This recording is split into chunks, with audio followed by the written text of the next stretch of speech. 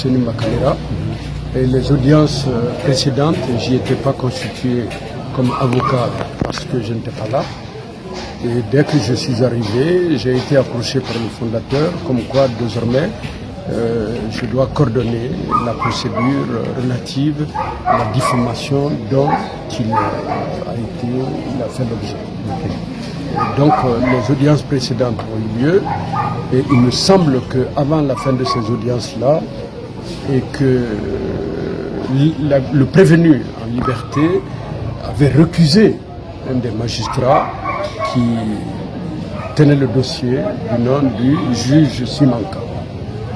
Alors, dans ces conditions-là, le juge devrait adresser au procureur général et au premier président de la Cour d'appel une note pour s'expliquer, pour donner ses raisons sur la révocation, sur la récusation. Et ce qui fut fait, et le premier président de la Cour d'appel, à son tour, a rendu une ordonnance qu'il a adressée au président de la juridiction de Dixine à l'effet de désigner un autre magistrat pour pouvoir poursuivre le dossier parce qu'aucune procédure judiciaire ne doit traîner. Et donc,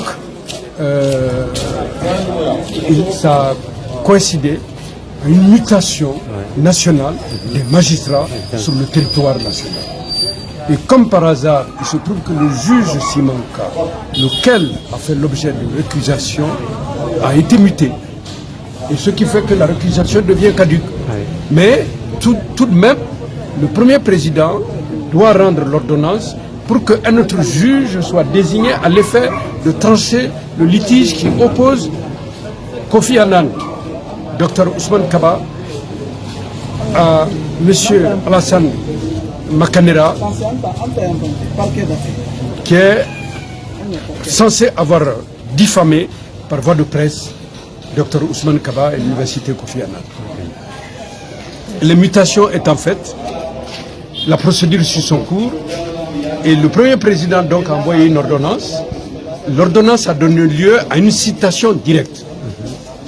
Le procureur actuellement ici, M. Milimono, a servi une citation que Kofi Annan a reçue à l'université et qui a été servie également aux prévenus en liberté.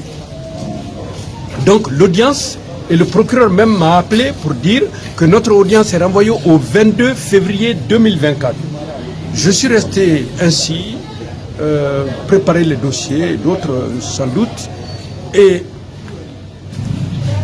étant entendu que toute la juridiction est chamboulée et qu'il y a de nouvelles compositions, les nouveaux juges ont décidé aujourd'hui d'évoquer le dossier, mais juste pour renvoyer et respecter la citation parce qu'ils se sont entendus. Le nouveau procureur, M. Lamine Touré, et M. Milimono se sont entendus. Il a été décidé de renvoyer l'affaire, mais étant entendu que les gens ont été saisis, mon confrère, l'avocat, avait été saisi, mais qui se trouve à Koya, à l'audience. Il ne pouvait pas être à Koya et être là. Et c'est lui-même qui a appelé le fondateur pour dire qu'il est à l'audience ici alors qu'il n'était pas là. Et je suis rentré en contact avec la juridiction de Dixine et j'ai été amené à me déplacer pour venir suivre l'audience. Et donc, nous avons demandé le renvoi. Pourquoi ?